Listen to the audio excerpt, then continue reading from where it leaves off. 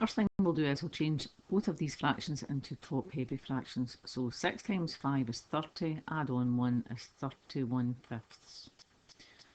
And we're going to take away 2 3s are 6, 6 plus 1 is 7/3. Now we want a common denominator, so we'll multiply 5 and 3 together. So we're getting a common denominator of 15ths. We then look to see what we've done to the first fraction. So 5 going to 15, I've multiplied it by 3, which is that number over there. So I'll multiply the top number by 3, so 3 1s are 3, 3 3s are 9, which gives me 93. What have I done to this number here? I've multiplied it by 5, which is that one over there. So I have to do the same to the top, the numerator. So 5 7s are 35. I now have two fractions with the same denominator. I now subtract the numerators to find the answer. That gives me 58/15. Now we should always change them into a top heavy. So 1 15 is 15, 2 15s are 30, 3 15s are 45, 4 15s are 60. Too much. So it's going to go 3 times. And the amount left over, we were too short of making 4 whole numbers. So we must have 13 15ths left. This one we're going to solve algebraically. So when we solve this one, if we've got brackets, we multiply out the brackets first. The 11 stays where it is. Now the number in front of that bracket is -2. So -2 times 1 is -2. -2 times 3x is -6x's. And that's less than 39. Now the next thing we do is we tidy up anything we can. So we've got an 11 take away 2, which is the same as 9. So we've got 9 minus 6x is less than 39. Now I'm going to leave the x's on this side, and I want to get rid of that there. So there's a 9. I want to take 9 away from both sides. The inequality sign stays the same. I'm left with minus 6x. The less than sign stays exactly the same. And 39 take away 9 is 30. Now at this stage I've got minus 6 times x, so I don't want to multiply by minus 6. So I divide by minus 6, I've got 30 divided by minus 6. Now when you divide an inequality by a negative number, you reverse the sign. So I'll reverse the sign. Now we can just do our sum. So 6 into 30 goes 5, and it's going to be minus 5.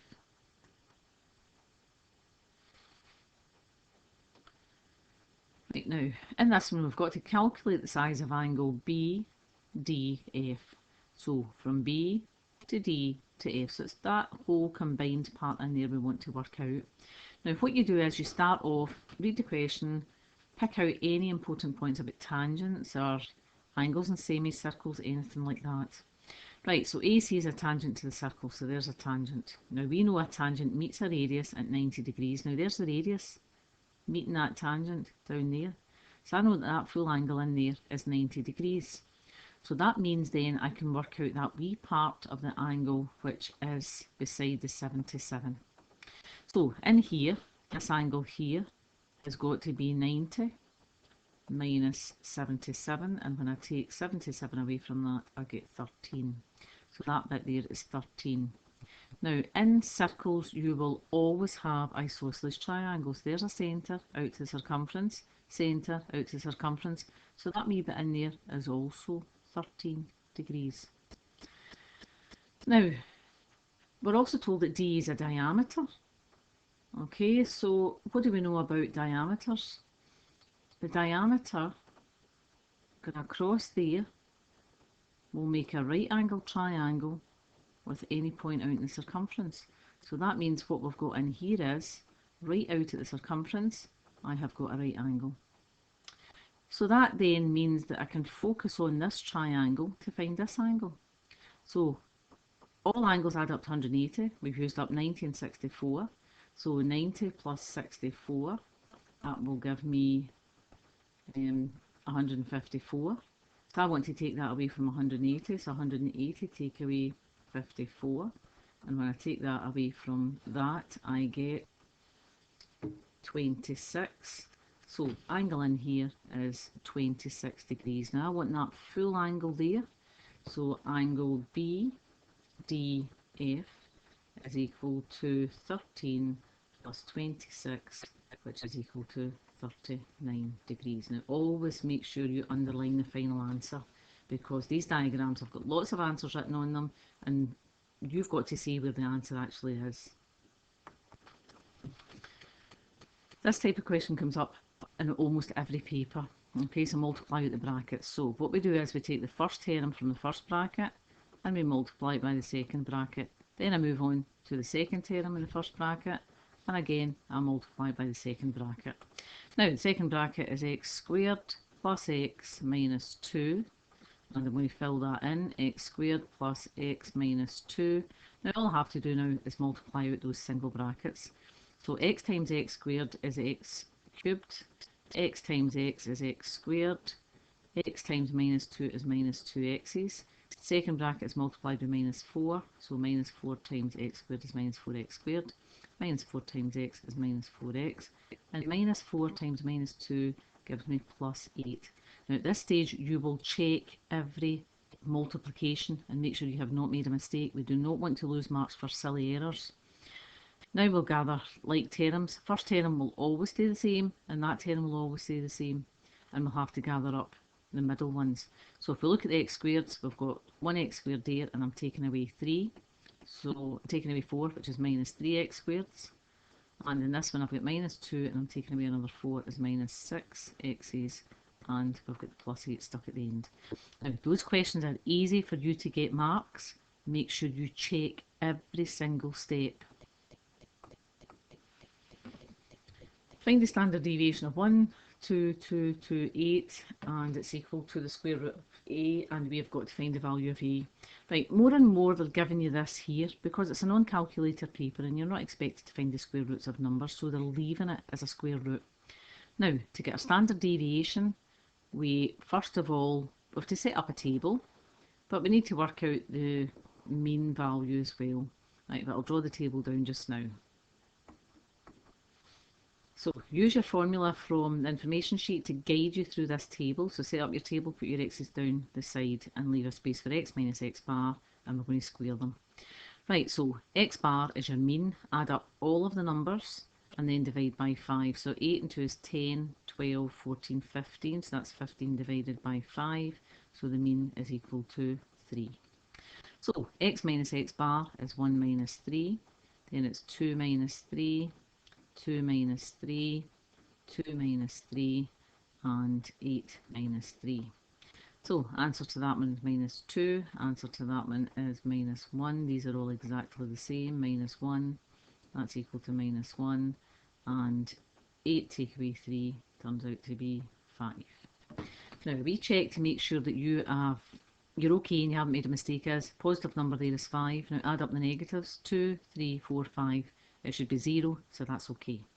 Now we want to square them, so minus 2 squared is 4, and that gives me 1, 1, 1, and 5 squared is 25.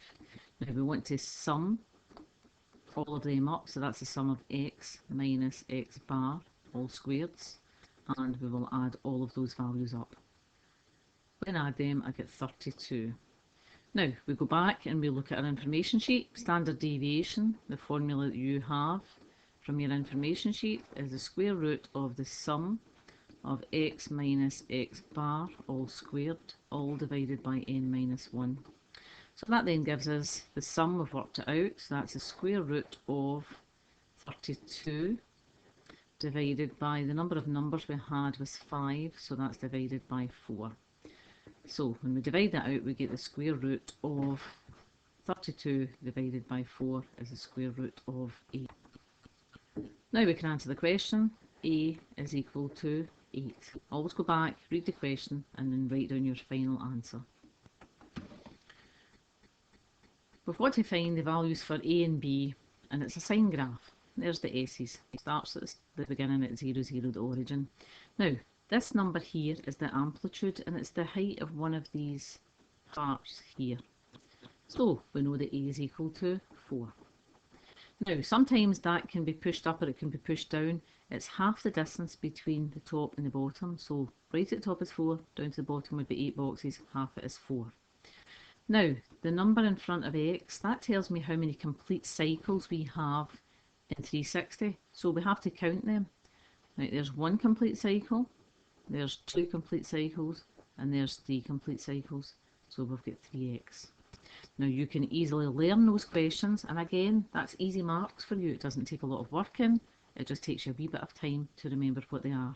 So we'll write down our answers. A is equal to 4 and B is equal to 3. Underline them.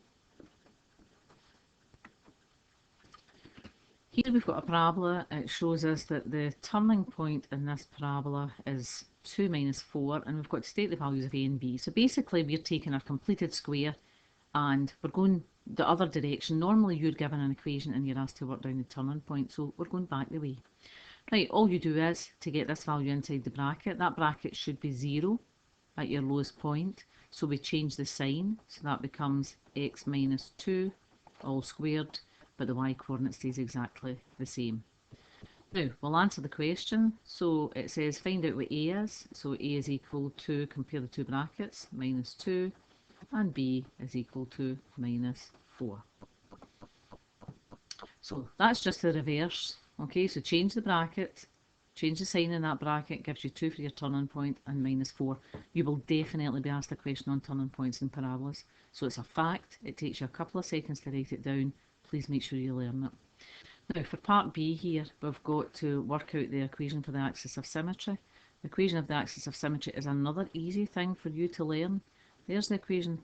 Right, it's a straight line, and that straight line starts off with x is equal to, and to find out what the number is, it's the number from your turning point, so x is equal to 2.